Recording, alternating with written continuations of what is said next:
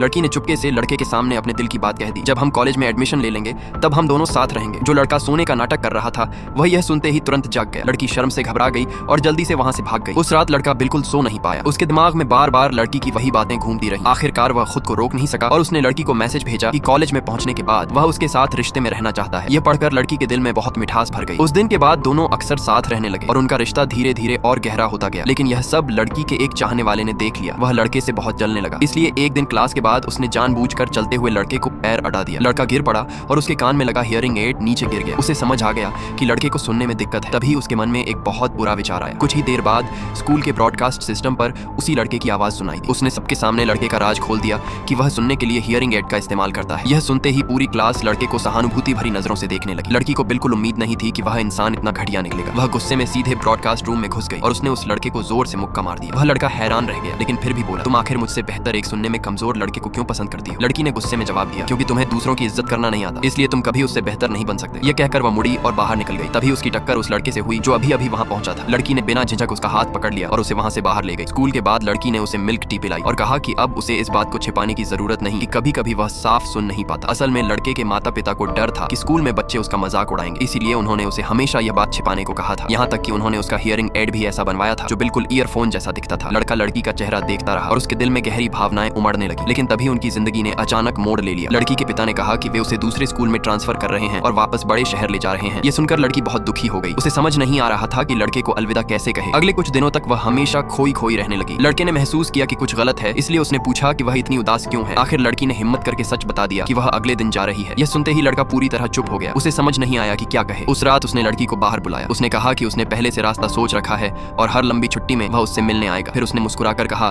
कि यह छोटा सा गांव उसके सपनों के लिए बहुत छोटा है और वह इससे कहीं बेहतर जगह की हकदार है। लड़की अब अपने आंसू नहीं रोक सकी और दुखी होकर उसे गले लगा लिया। दोनों ने वादा किया कि वे हमेशा संपर्क में रहेंगे। लेकिन लड़की के जाने के सिर्फ 1 महीने बाद लड़के के परिवार पर मुसीबत टूट पड़ी। उसके पिता किसी दूसरी औरत के साथ भाग गए। उसकी माँ इस सदमे को सहन नहीं कर पाई और गहरे डिप्रेशन में चली गई। वह खुद को नुकसान पहुंचाने लगी। लड़का तुरंत उन्हें अस्पताल लेकर गया। इलाज के खर्च के लिए उसे वह सारी बचत खर्च करनी पड़ी जो उसने लड़की से मिलने के लिए जमा की थी। डॉक्टर ने कहा कि उसकी माँ अब और कोई भावनात्मक झटका सहन नहीं कर सकती। उन्हें डर था कि कहीं उनका बेटा भी अपने पिता की तरह उन्हें छोड़कर न चला जाए। परिवार पर अचानक आई इस मुसीबत ने लड़के को अंदर से तोड़ दिया। उसे लगने लगा कि अब वह लड़की के लायक नहीं रहा। जब उसे पता चला कि लड़की आगे की पढ़ाई के लिए पेरिस जा रही है तब उसने भारी दिल से उससे ब्रेकअप करने की बात कह दी।